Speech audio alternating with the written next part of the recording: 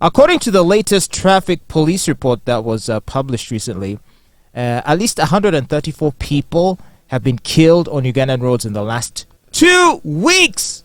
Whoa. Can you believe that, Olive? That is quite a number. In the last 2 weeks, 134 people have lost their lives.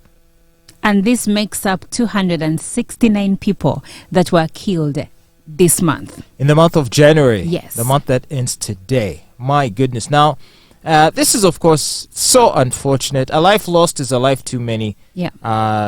So for there to be this many people losing their lives, it's just so heartbreaking. So, according to the traffic police spokesperson, Faridah Nampiima, she said that in the past 2 weeks, a total of 705 accidents happened on the roads around the country. And, wow, this is so crazy. Yeah.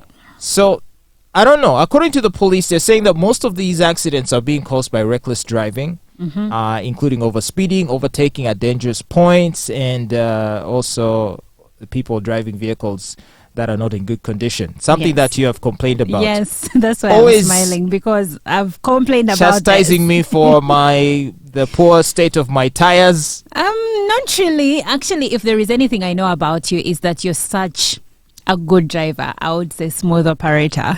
On the road. On the road. I wish elsewhere too.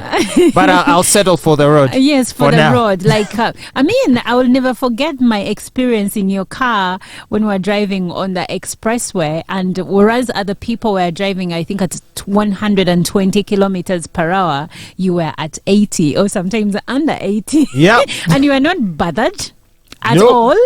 No. Yes, because very few people drive like that on the express. So yeah, and of course around town, I've seen you drive. You will stick to the main road whether there is traffic jam. You're so patient. How do you do it? Well, you know what they say, you'd rather get there a little late than to be dead on time. Yeah, that's true. That's true. So really, there's no hurry. So for all of the people that are losing their lives, of course, now it's one thing for the police to release these reports. But on the other hand, we have a responsibility, don't we? That's right. As people that ply these routes and drive on these streets, we must make sure that our cars are in good mechanical condition, that we're obeying the traffic laws. Yeah. Ooh. And we have to care about everyone else that is on the road. We all have a responsibility. A pedestrian has a responsibility, because at some point, honestly, people will come through the road to cross the road and they're doing it wrongly. They are causing the drivers to make mistakes. And then, of course, we are going to blame the people in cars, not thinking about the people who randomly come into the road. And, of course, the people that drive SUVs that think they own the roads. Have you sat in people's cars and they are cursing the road rage? This border guy, this one.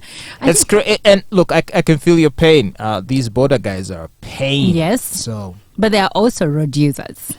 And sometimes the guys in the should big they be, cars though? are wrong. Shouldn't they use the roads? Is that what you're saying? I mean, let's face it, most borders, 99% of them don't obey traffic lights, for starters. They don't obey any traffic They'll rule. ride through a red light easy, without blinking. That's true. Sometimes at the behest of the passenger. But you know why? A recent report by Kampala Capital City Authority said that they found that over 80% of border riders in Kampala metropolitan area don't even have driving licenses. Oh my gosh. So these guys come to Kampala from God knows which village. They learn to ride a bike by the help of their colleagues, and then they get a mugaga. Mugaga means the own of the... Yes, I used to... I remember during lockdown, I used to go with my dog to exercise at a school field near my house. I think I don't know if it's called Chambogo Primary School or something like that. But anyway, they have a big field, like a soccer field. And since there were no people, schools were closed. It was basically just open space, and people were going there to do their exercises. And there would also be like people learning how to ride borders. So you'd see a border guy going there with his friend and teaching him how to ride the bike. And there was one instance that really was so hilarious. Essentially, the guy was really so terrible at learning. So his friend was actually holding the bike from behind and trying to prompt him to go up slowly to just learn how to balance on the bike. But then the guy, I think, accelerated too fast and He sped off, and the friend just sort of fell to the ground, and then the guy went and crashed in the bushes. Now you see, after a week, that is the same guy you're going to find on the road, wave them down to stop. And I bet by next day he was already hailing down passengers. Yes, have you ever... Hey boss, together, we go. Exactly. That's why, and I know they're not perfect, but I'm safer. I feel an illusion of safety when I use Safe Border or Uber Border or Bolt Border rather than a random border guy that is not attached to any, border company. Yeah. Well, you can either do that, or you can marry a rich man and no longer have to use borders. Well, everyone who drives at some point uses a car, right? Rather uses a border.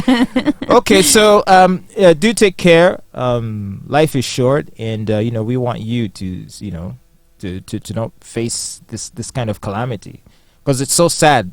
Just how life can just be extinguished in the blink of an eye, like a candle. It's in like the a wind. candle, and it's only in Uganda where people get driving licenses when they don't even know the first thing about driving.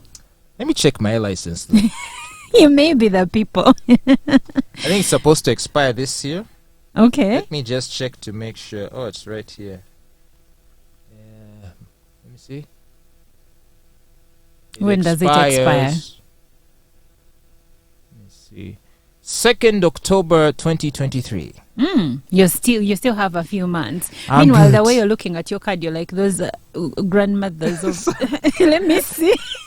I have such bad you eyes. must wear your glasses, but you don't want to. I hate wearing them.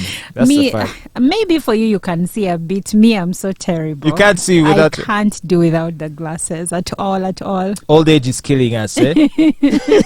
And yet we be here trying to look cool on radio. But have you seen the 25-year-olds today and the 40-year-olds? We are out here looking so hot. Is it? Compared to those girls that are always smoking shisha every day.